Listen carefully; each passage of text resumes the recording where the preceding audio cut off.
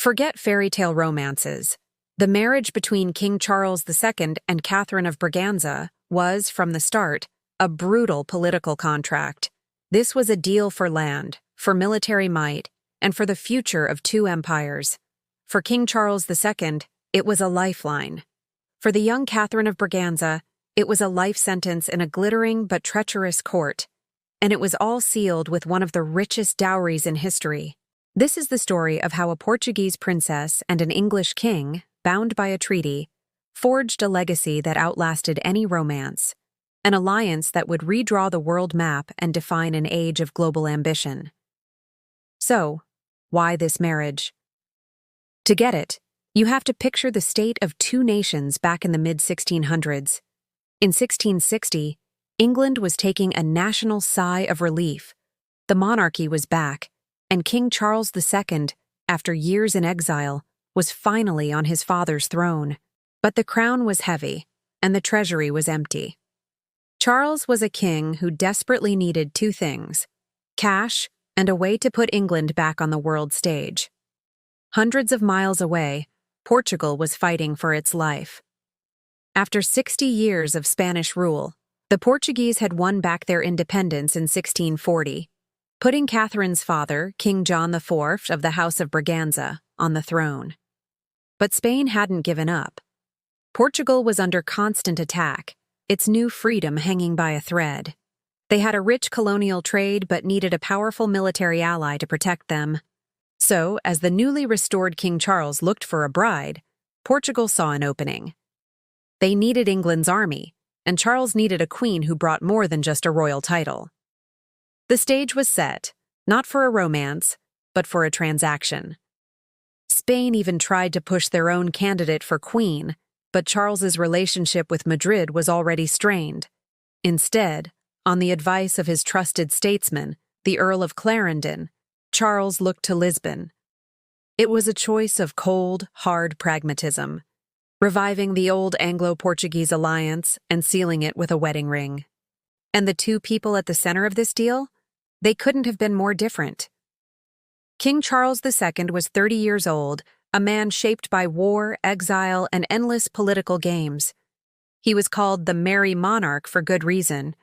Tall, witty, and devastatingly charming, he ran a court famous for its wild parties and glamour. Charles had immense appetites for science, art, and most famously for women. His court was practically overflowing with his mistresses and a growing collection of illegitimate children he actually acknowledged. He was a survivor, a master of court politics, and a man who knew power. Then there was Catherine of Braganza. At 23, she was from another world entirely. Raised in the quiet shelter of a convent, her life was one of prayer and duty. Her powerful mother, Queen Louisa, had kept her so sheltered she'd barely been outside the palace. She was smart and full of grace, but also deeply naive. When the marriage was proposed, she spoke no English and knew almost nothing of the world outside of Portugal. Catherine was a devout Catholic, which instantly made her suspicious in Protestant England.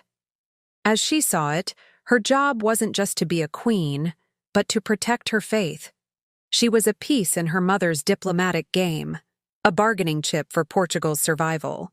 While Charles was a man of the world, Catherine was a woman of the cloister, about to be thrown into the most scandalous court in Europe. The culture clash wasn't just inevitable, it was going to be brutal.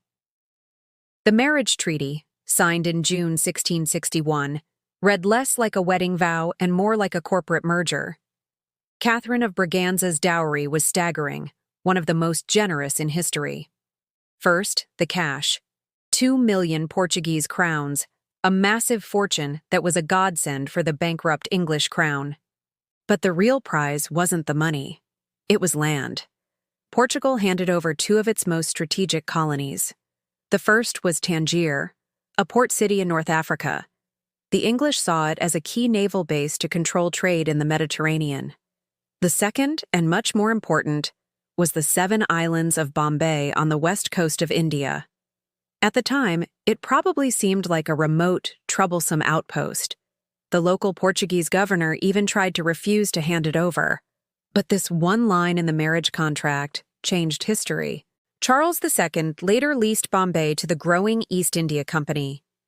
This small group of islands became the seed from which the British Empire in India would sprout, helping to turn England into a global superpower. And the deal didn't end there.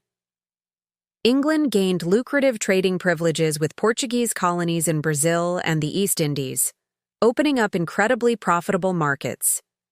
In return, England sent troops to help Portugal in its war against Spain. Catherine was also guaranteed the right to practice her Catholic faith, a condition that meant she had to have 2 wedding ceremonies, one secret and Catholic, one public and Anglican, when she arrived in England in May 1662. As she would say bitterly years later, she had been sold to England. Catherine's arrival in England was a disaster. The voyage was rough, and she was sick when she landed in Portsmouth. The fashionable ladies of the English court immediately made fun of her traditional Portuguese dresses and quiet nature. She was in a cold, foreign country, couldn't speak the language, and was now married to a man she'd just met. Her mother-in-law liked her, but that feeling wasn't shared by the rest of the court. What little marital bliss there was didn't last long. The main conflict of Catherine's life arrived as Barbara Palmer, the Countess of Castlemaine. She was the king's official mistress, stunning, arrogant, and pregnant with his child. Then, in an act of almost unbelievable cruelty, Charles insisted that Barbara be appointed as one of Queen Catherine's own ladies of the bedchamber. When Barbara was presented to her, Catherine finally understood the situation. She fainted. Humiliated, she threatened to go back to Portugal rather than have her husband's lover in her own household. A massive fight broke out, so loud that the whole court reportedly heard it. But Charles was ruthless. He fired Catherine's Portuguese staff, leaving her totally isolated. Isolated and heartbroken, Catherine eventually gave in. She had no other choice. This public humiliation defined her first years as queen and pushed her into the shadows of court life, a lonely figure in a world of sparkling treachery. For years, Catherine was a quiet, dignified figure, but she was sidelined by the king's mistresses and her inability to have children. She had at least 3 miscarriages, a source of deep private grief and huge political pressure. Courtiers, desperate for a Protestant heir, constantly begged Charles to divorce her. But for all his flaws, Charles refused. That loyalty, or maybe just stubbornness, was tested during the national panic known as the Popish Plot.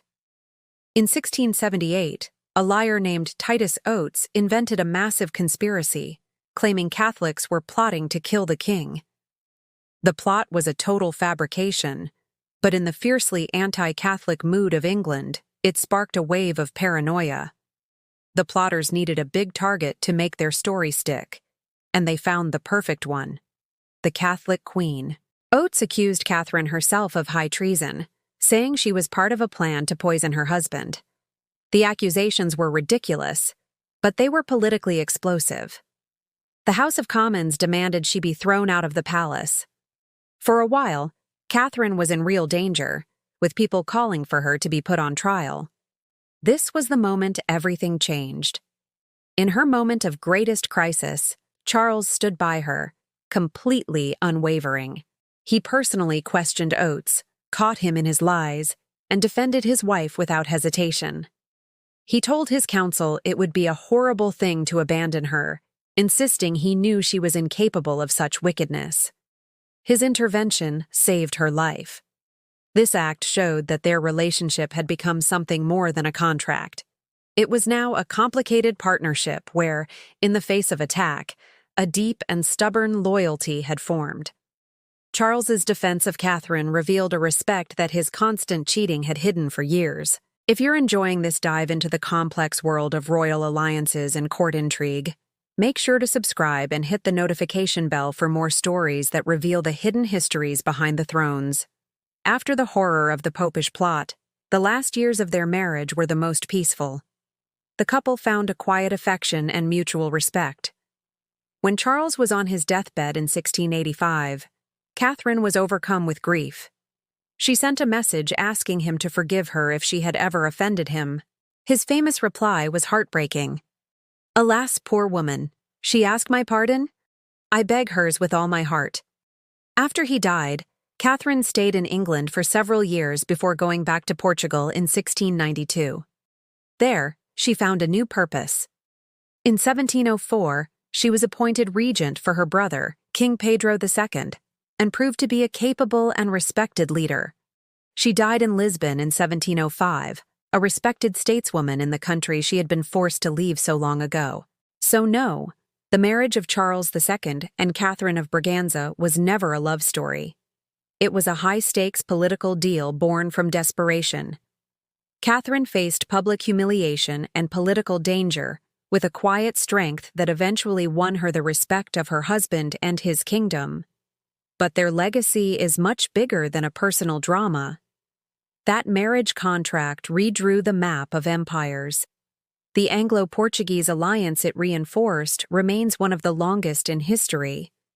The port of Tangier, while eventually abandoned, was a key part of England's Mediterranean strategy, and the transfer of Bombay laid the cornerstone for the British Raj in India, an event that echoed for centuries and helped fuel the Industrial Revolution. And on a lighter note, Catherine is often credited with making tea popular in England, forever changing a corner of British culture. Their union was built on land, money, and power. But through years of scandal and political plots, it became a story of unexpected loyalty. It's a powerful reminder that behind the grand sweep of history are real people whose lives, even when bound by a contract, are endlessly complex. What do you think is the most significant legacy of this royal alliance? Let us know in the comments below.